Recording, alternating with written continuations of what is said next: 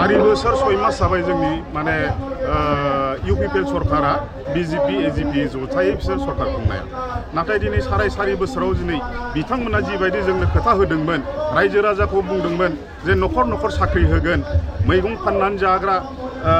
जौ फाननानै जाग्रा अन्थाइ देनानै जाग्रा बिदि रावबो थानाय नंला बयबो मासे थांना थानायनि मोनसे सुबिदाखौ खालामना होगोन नाथाय दिनै जों नुबाय मा नुदों दिनै बिथांमोना सुक्तिजों लोगोसे माखासे गिदिर माने MOS जायफोर माने एग्रिमेन्ट खालामना लाबोदोंमोन जेरै NIT नि खोथा बड'लेण्ड इउनिभार्सिटि माने स्पर्ट्स इउनिभार्सिटि ट्रेन कच फेक्टरि बेफोर बायदि रोखोमनि ट्राइबेल इन्स्टिट्यूट माखासे बिदि खालामदोंमोन नाथाय बे जिथु माने सुक्तियाव लाबोनाय बेयो थांनाय जोंनि जानुवारिनि बे सोलिफुबाय थानाय 2024 नि बे मासाव जेब्ला माने सेन्ट्रेल गभर्नमेन्टजों स्टेट गभर्नमेन्टजों आरो सुक्तिखारिफोरजों रायलायनानै जिथु मोनसे मिटिं जादोंमोन दिल्लीयाव हम मिनिस्ट्रिनि आन्डाराव दा बेहाय जोङो स्पष्ट जाबोबाय बे गासिबो मोनसेबो जिथु माने दफा लिरना लाबोदोंमोन बेफोर मोनसेबो जाला थारमाने मा दा बेनो जाहैयो नामा जोंनि सरकारा दा बेबायदिनो जोङो नुबाय थादों थांनाय बोसोरब्रैयाव जिथु जोंनि स्टेटनिफ्राय जा एल'केशन मोनोमोन SOPD फान्ड बेयाव गैयाबाबो जों बोसोराव मथा मथि 800-900 कोटि जों मोनोमोन नाथाय बेखौ मा खालामबाय बिसोरो प्रपारलि इउटिलाइज खालामनायनि थाखायनो बे बोसोरफ्राव गैयाबाबो 400 कोटि थाखाखौ बिसोर रिटार्न खालामना हरफिनजोब्बाय बेफोर दुर्भाग्य कथा बे मानि थाखाय जानो मोनदों बिसोरो मोजां सालायनो रोङिनि मोनसे बे फिथाइ बे नमुना बिनि थाखायनो जों रायजो राजाखौ बुंनो सानदों नोंथांमोना बिसोरखौ दाफोथाय बिसोर इनएफिशिएन्ट मोनसे सरकार बिसोर मालाबाबो जोंनि BTC नि थाखाय मोजां मावनो हाया आरो लोगोसे जोंहा दंबावो जोंहा माखासे जोंनि BTC आव जा मोनसे निजा भाबै जा रेभिनिउ दङमोन जि रेभिनिउफ्रा जोङो मथा मथि फरेस्ट डिपार्टमेन्टनिफ्राय बे फरेस्ट डिपार्टमेन्टखौबो दिनै स्टेट गभर्नमेन्टआ माइनिंआव लांफिननानै दिनै हा सिंनि जिथु माने जोंनि बेसेन गोसा बुस्थुफोर मेटेरियेल्सफोर जेरै माने सेन ग्रेभेलनिफ्राय लानानै बाला पाथर गासिबो बेनि फैसाया बेनि रेभिनिउआ जोंनि BTC नि प्रिन्सिपाल सेक्रेटारिनि एकाउन्टआव डाइरेक्ट हाबोमोन नाथाय दिनैनि दिनाव मा खालामबाय लुथिनायनि नामावनो बिथांमोना मा खालामबाय बे फैसाखौ डाइरेक्टनो केस लायालासिनो अनलाइन पेमेन्ट खालामनानै बिसोरो डाइरेक्टनो स्टेटनि चिफ सेक्रेटारिनि एकाउन्टआवसो बे जमा जायो दा बेफोर दुर्भाग्य कथा बे फैसाजोंनो जोङो जिहेतु जोंना 40टा बिभागनि गेजेराव जोंहा मोनसे जों मोनबोफायाखैमोन जाय बुस्थुखौ जोङो एमारजेन्सि बे रिलिफ एन्ड रिहेबिलिटेसननि बे डिपार्टमेन्ट गैयामोन बेखौनो जोङो जेब्ला माने प्राकृतिक दुर्जुग नेशनेल केलेमिटिस जायो जोंनि बे BTC ओनसोलाव बेजों जोङो बे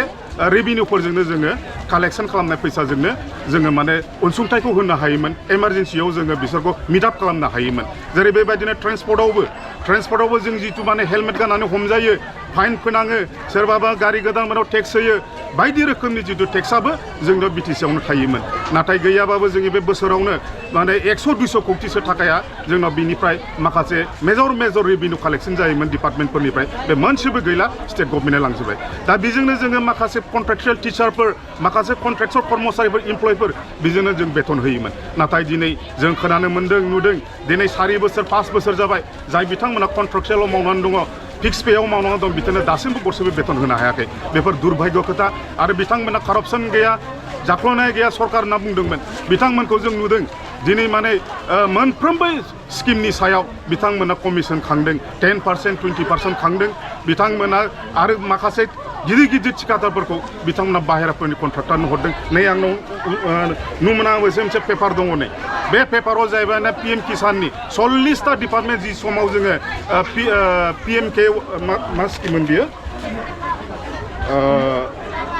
PMKSY स्किम जिथु इरिगेसन स्किमाव बे स्किमा 40टा डिपार्टमेन्ट 100 कोटिनि स्किममोन बियो बेखौ हाग्रामा सरकार थानाय समावनो प्रप'जाल होनाय सेंसन जानायमोन खिन्थु दुर्भाग्य कभिडनि थाखाय आरो नैबे सरकारा जों फैफिननि थाखाय बे बुस्थुखौ बिथांमोना मावनो मोन्दों बे खामानिखौ बिथांमोना मोनफ्रोमबो 40टा खामानिजोंनो 1निफ्राय 40 थांनाय बेयाव सासेबो बर' मानसि गैया बेयाव सासेबो BTC नि मानसि गैया गासिबो बाहेरानि मानसिनिसो बिथांमोना कन्ट्रेक्टखौ होजोबदों दिनै जों बे अबस्थायाव दङ जोंनि मानसिया दिनै बेखायनो आर्थिक अबस्थाया जोंहा दुर्बल बिथांमोना बुंबावदों आरो मोनसे खोथा सिन्डिकेट जि जायगायाव माने खुनु दिन जों नुफेराखै जाफेराखै बे श्रीरामपुर गेटआव दिनै सुपारि सिन्डिकेट मोनसे दङ गयनि सुपारिनि सिन्डिकेट मोनसे दङ जि सुपारि सिन्डिकेटआव जों साफ्रोमबो बेफारिफोरनिफ्राय बा जों मानसिफोरनिफ्राय जायफ्रा माने गय खेथि खालामो बेनिफ्राय 30 थाखा करि पार केजि बिसोरो गुन्दा टेक्स खांगासिनो दं सिन्डिकेट खालामगासिनो दं बिथांमोनासो बुङो बबे गारिजों सुपारिखौ लांगोन बबे बेफारिनि पारमिसनावसो बे माला थांगोन बिथांमोनासो दिनै सायख'यो उमुक गारिजों उमुक नाम्बारि गारियासो मालखौ लांगोन जोंखौ फाननायखौबो उमुकनो फानहैयो जोंखौ लांनायखौबो उमुक गारिजों लांनो जोंखौ बेबायदि अबस्था बे बुस्थुआ मालाबाबो जोंनि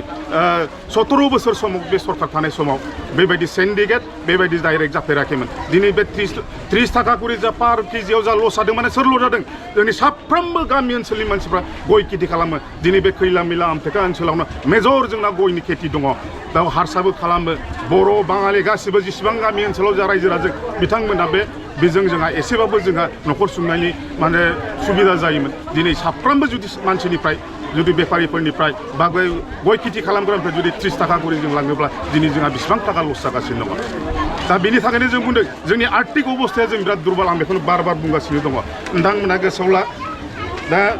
मोनसे खोथा दिनै जोंहा माने माबा दङमोन जितु रन्जन दैमारिनि केस दङमोन दिनै बिथांमोनहा बुंदोंमोन रन्जन दैमारिखौ बिथांमोना गोसो जायोबानो सख'नो हायो दिनैसिम दासिमबो आंनि मोनथिनायाव आं जेब्ला रन्जन दैमारि बिथांखौ काहिलिपारा 10 जों लोगो हमहैदोंमोन बिथां रन्जन दैमारिया बुंदों नोंथांखौ आं सोंदोंमोन जे नोंखौ सोरबाफोर बिटिसि सुक्तिकारिफ्रा नायफैदों नामा गैया दिनैसिम 8 मास 9 मास 2 बोसोर जालायनानै थांबाय दिनैसिम आं फरायबाय सासेल' मानसि नायफैदों बे बिथाङानो जाबाय जोंनि दानि क'क्राझार समस्तिनि MLA लरेन्स इस्लारि बिथाङा मा बुंदों बिथांखौ बुंदों जेलाव थानाय समाव खानापारा जेलाव थानाय समाव बिथांखौ बुंदों नोंथाङा सप्ता खनसेल' गसिगोन खिन्थु सप्ता खनसेल' गनायनि खोथाथ' बाद हो बिथांखौ सप्ता खनसेल' उनाव 10 APBN बे काहिलिपारा जितु केम्प दङ हाजो गोजौआव बेहायसो जोबथेनानै दङ बिथांजों रावबो गैया दिनै सासेबो रायलायनो न'खरनि मानसि गैया लोगो गैया खालि नेसनेल टिभिनि मोनसे चेनेलल' होयो बेखौल' नायना थानो हानांगौ दा बिराद दुर्भाग्य खोथा बिथाङा बुंदों जोंखौ रायजो राजाखौ बुंदों बिथाङा गोसो बायाखै होनना बुंदों बयखौबो बर' जाथिखौ ज' थांनानै जि सैथो लामा बे सैथो लामाजों थांनानै आगान सुरनानै नोंथांमोना आरो पुनर्बार जोंनि BTC-खौ बा बर' हारिखौ जों ग्रेम खालामफिननांगौ बेखौ जोंनो खोथा हरदों दा आं बिनि थाखायनो नोंथांमोनखौ बुंदों साफ्रोमबो बे थगायसुला सरकाराव बिथाङा जेरैबायदि बुंदोंमोन बे मोनसेबो मावनो हायाखै जों बरंस' गुबुन जातिफोर गुबुन राजनितिक हान्जा नेसनेल राजनितिक हान्जाफोरखौ लाबोनानै दिनै जोंनि जायगायाव राजनिति खालामबाय बिथांमोननि उद्देश्यआ जोंखौ फोथांनायनि नङा जोंनि फिसा हारिखौ नङा बिसिनि इस्यु नेसनेल इस्यु जोंनि जाति फिसा आन्दलन खालामनाय गुलांनाय जोंनि समस्याफ्रा जों बे समस्याखौ जोंसो मिथिगौ बेखायनो जोंनि BPF दोलोआ बेखौ अहरह 17 बोसोर मावगासिनो दंमोन दा बिनि थाखायनो बेबायदि खामानि मावलांफिननो हायो आं बेखौनो खावलायदों बेखिनिखौनो आं बुंथ'बाय